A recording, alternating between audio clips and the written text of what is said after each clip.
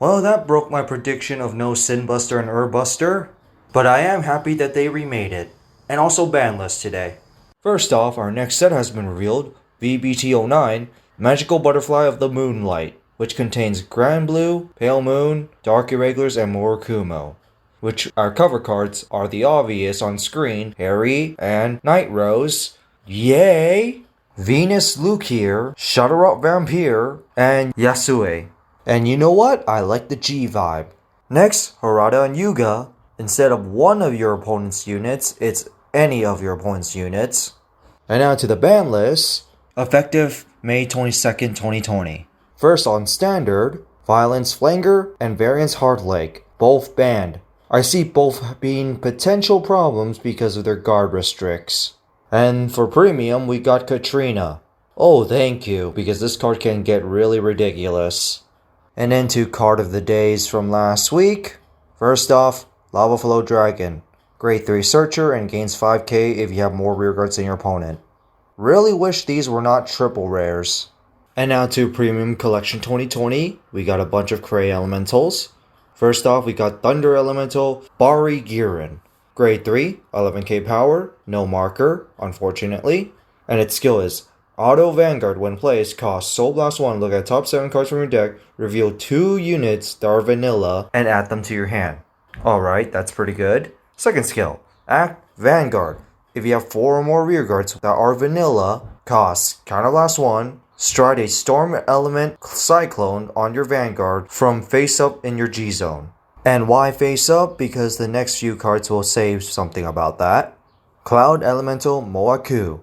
Grade 2, 9k power, and its skill is Act Vanguard Rearguard. If you have 4 or more vanilla units on the field, cost Counterblast 1, search your deck for 1 Thunder Elemental Bari Gurin, write it as stand, and shuffle your deck. And if you road, turn a Storm Element Cyclone from your G-Zone face up. Which is obviously good because that'll just trigger Cyclone's ability from the G-Zone anyway. And you can Superior Stride it from face up from the G-Zone as well. So you got pretty much unlimited striding from that point. Next, Rain Elemental Sazun. Grade 1, 8k power, and its skill is Auto Vanguard Rearguard. When placed, costs Soul Blast 1, call 2 vanilla units from your hand to Rearguard, and if you call 2, turn 1 Storm Element Cyclone from your G-Zone face up, and draw 2. I don't like abilities of on-hand Superior Call just to get pluses, but this card's pretty decent nonetheless. And then Air Elemental Buffo. Grade 1, 7k power, and its skill is Count Rearguard during your opponent's turn. If you put 3 or more cards in the damage zone this turn, you can bind this unit instead of damage checking.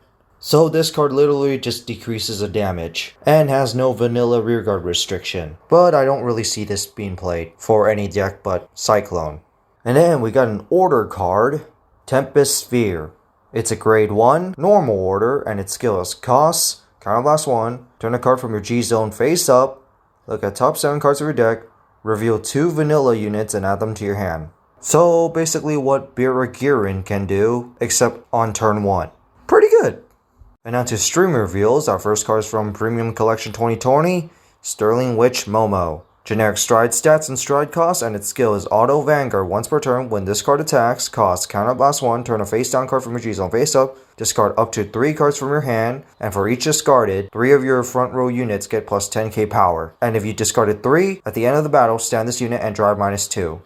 An OTT Restander. My only problem with this card is that you have to discard when this card attacks, so you have to have the cards be beforehand. But nonetheless, it's a decent card, especially with OTT being able to draw a bunch of cards beforehand. And this card has similarities to Okosama Hime. And now to the cards I did not really expect. Metalborg Buster. Dimensional Police, grade 2, 10k power, double rare, and its skill is Auto Vanguard Rearguard when placed. If you have Vanguard with Metalborg in its name, costs Soul Blast 1, choose one of your opponent's rearguards and retire it, and this card gets plus 10k power into the end of turn. So Metalborgs get control pressure. That's good. And finally, Metalborg Sinbuster. Double rare, grade 3, force, 13k power, and its skill is Auto Vanguard. When placed, search your deck for Sinbuster and call it to your rearguard. So Pseudo Legion. Second skill, Act Vanguard. Once per turn, cost Counterblast 1, and to the end of the turn, This unit gets plus 10k power and your opponent cannot guard grade 1s or greater from their hand when this card attacks. Why grade 1 or greater? Why not just say straight up grade 0 so it could at least prevent protect? I really don't know how they designed this card. Although, you could combo this with Great Dayusha, because this card is going to gain power, so it's going to reach a power threshold. And there's also the new Black, where you could Superior Ride this card from your hand, and in Superior call a Buster for 2 more additional attacks. And pretty nice Pseudo Legion artwork. So that's it for the video, hope you guys enjoyed it. Tell me how you guys feel about the Cray Elemental, the Metalborgs, and what you guys think about Magical Butterfly of the Moonlight. Me, I'm actually excited for every clan, with the exception of Murakumo. Mainly because waifus and Shadowrot actually looks pretty awesome anyway. So other than that, stay safe.